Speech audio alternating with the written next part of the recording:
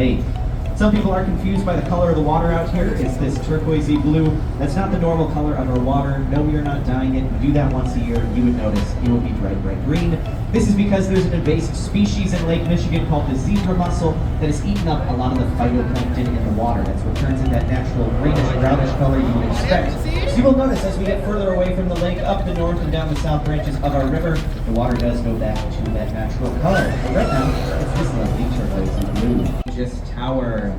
It was designed by architect Jeannie Gang. We're going to see a little bit more from her later on the tour. The St. Regis Tower is the third tallest building in Chicago. More importantly though, that is the tallest building in show that I tell the truth on this tour. As we head further down the main branch, on your right, we've got this building with a clock tower. It looks like two buildings connected by a bridge, because that's exactly what it is. It's the gorgeous Wrigley Building. This is a Spanish revivalist style building because it's modeled after La Giralda, the Seville Cathedral in Spain. It was built when America was a very young country. We were bumbling around trying to find ourselves. And on this journey of self-discovery, we borrowed a lot of architecture from other countries who've been doing it a lot longer than we had. Mainly European countries, because that's who we were familiar with. Now you can see it is covered in 250,000 decorative and fireproof terracotta tiles. Each of those tiles is so delicate they must be hand-washed once a year to remain looking at this nice. They're all different colors meant to draw your eyes upwards towards the beautiful clock tower on top. My favorite thing about it though, the rig, speaking of very, very rich, right in front of you is Trump International Hotel and Tower, the second tallest building in all of Chicago. This is a style of architecture known as contextualism. Contextualism is all about complementing the context, blending in with the surroundings, which is why it has its name on it in giant letters. Kidding. That's why it's got that glass face that visually connects it to the water below, as well as reflects all of these beautiful buildings around it. You might have also noticed it has three patio-like things or setbacks. Each setback is the same height as a building near it. That first one, same height as the Wrigley Building. That second setback is the same height as this white rock to the House of Blues, and judging by this crowd, it's got exactly what you're looking for. Those buildings have yacht parking. They are a city within a city because they were built in the 1960s when everything around us was an industrial district. Nobody was living here. So Bertrand Goldberg, who designed those towers, wanted to draw people into the riverfront. He wanted to draw people in to the center of our city. You can see that yacht parking on your right. Above it, a restaurant. Above that, regular parking. Fun fact, that is valet parking. You are not allowed to park your own car in your own building. They just don't think you'd be skilled enough to do it. So somebody else does it for you. Now, Marina City was the first residential building on our riverfront. It set a precedent of drawing people in that is continued to this day. The best example of that is right next to us on your left, the fabulous Chicago Riverwalk, which might be a little newer than you thought it was, because this Riverwalk was originally designed on a plan for the city in 1909, but they didn't start construction on it until 2003, and it wasn't completed until 2016, so better late than never. Now coming up ahead of you is the Wells Street Bridge, and I know what you're thinking, Keegan, this looks like every other bridge I've seen today. Why should I care about this one? You're absolutely right, that does look the same. But this bridge is only 9 years old. It is a perfect replica of the original, which was here for 91 years. This one plans to be here 91 more, and I sure hope it will be, because most of you are still under it. As we head out the other side though, right next to us on your right is Merchandise Mart. This is a very large example of that style I mentioned, Art Deco. You're going to be able to identify Art Deco from those deep inset windows, the vertical lines shooting up the building like a pinstripe suit, and the machine-made precision. It was built for the age of optimism here in America, those roaring 1920s. And watching over all of this, those heads on pikes, those are the merchant princes of Chicago. Big businessmen at the time who used their vast fortunes to help jumpstart this city, men like Marshall Field and Montgomery Ward. They may have been big businessmen back then, but that is now where seagulls go to do their big business. Not quite as elegant anymore. Now as we head under the Franklin Street Bridge, we are entering Wolf Point. otherwise known as the birthplace of Chicago. This is where all the branches of the river come together. It is where the city first got its start. So the land has been here quite some time, the buildings have not.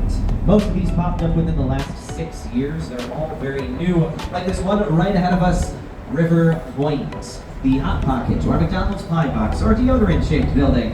Everybody sees something different, call it whatever you want, everybody does. But it is still contextualism, has that curve in it to mimic the curve of the river, complementing its surroundings. Now to your left, we have the Lake Street Bridge, and if we are lucky, we'll get to see a train going across the bridge, a classic Chicago photo. If we don't get lucky now, we're going to come back this way, we'll get a second chance. If we don't get lucky then, there's a lot of trains, there's a lot of bridges, we'll get you a picture of something. You're entering the 70s with Gateway Center 3. This is international style. That's because buildings like this popped up in cities all over the world in the 70s. It was a cookie cutter, copy-paste type of building that could be thrown up wherever one was needed.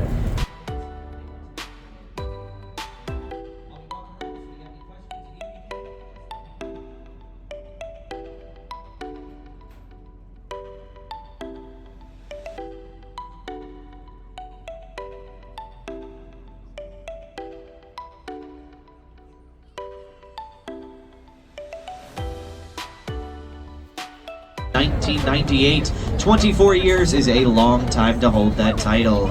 But how did they build it so tall?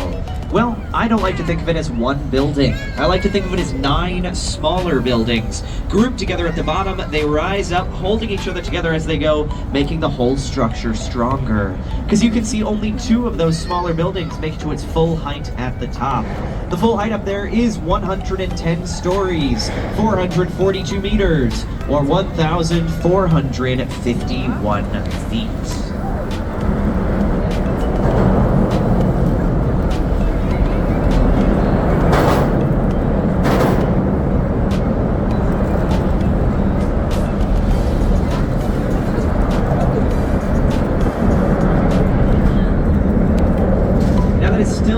Building in Chicago, but it is not the tallest building in the world anymore. That honor currently falls to the Burj Khalifa in Dubai. That building is a little over half a mile high. For reference, that is 2 Sears towers stacked on top of each other. That is a very tall building. But why else should you care about it? Well, the Burj Khalifa was designed by Adrian Smith. That's the same Chicago architect who designed Trump Tower, which means Chicago is home to the world's tallest architect. Because of the buildings he designs. In real life, he is 5'7", he's a medium-sized king. But now we have made quite a few turns, we've seen quite a few buildings. If you're feeling a little lost, that's perfectly understandable. Hopefully this next building on your right will help though. This is the Map Building. That gray piece closest to us is a map of the Chicago River, and that red block in the middle is this building. It is a giant "You Are Here" sign, so I never get lost whenever I'm in this spot on the river. But the map is a newer addition. This building added it because they were upset that nobody was talking about them on architecture boat tours. So they spent $800,000 putting themselves on the map by putting the map on themselves.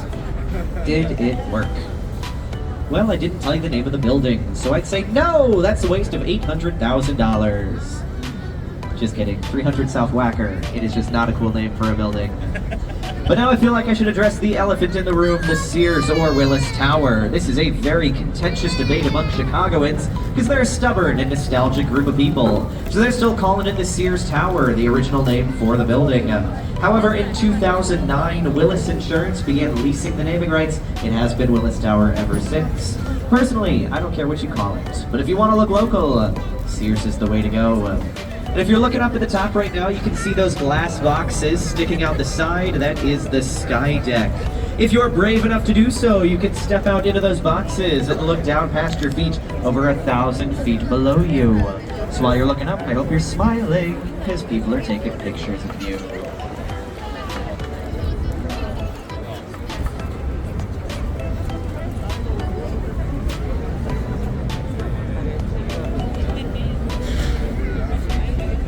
Now, if you're wondering, the tallest building in the country is not in Chicago. It is One World Trade Center in New York City.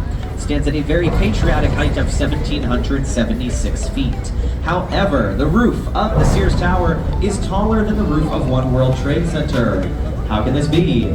Well, according to the Council of Tall Buildings, which is a real group of people allowed to make real-world decisions, a building is measured from its lowest open-air entryway to the very top of the structure. Throne, backstage is right against that wall, that's why there's no windows. But the arms in the back of the throne are offices. This was done so the offices could finance the opera, which is a great idea, except this building opened 2 weeks after the stock market crashed in the 1920s. So we have the Boeing Building.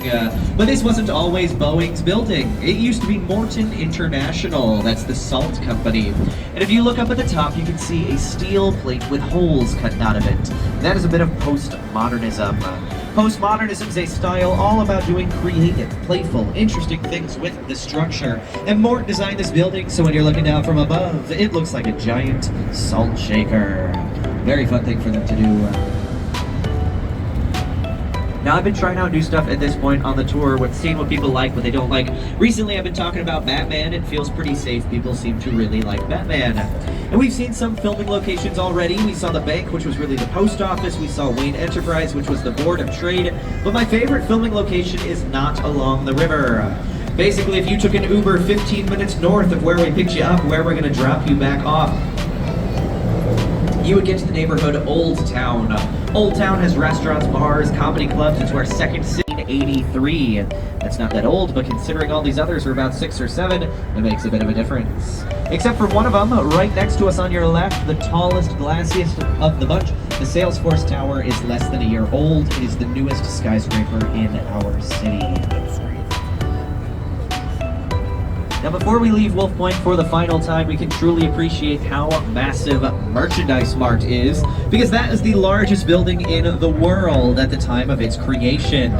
That is 73 football fields of office space, 7.5 miles of hallways. It takes up 2 whole city blocks, and until 2008, that building had its own zip code. That is a very big building, but it is not the largest in the world anymore. It was quickly dethroned by the Pentagon. Nowadays, it's not even in the top 10. The current record holder is the New Century Global Center in China, which is 3.5 times larger than Merchandise Mart. As we head out the other side,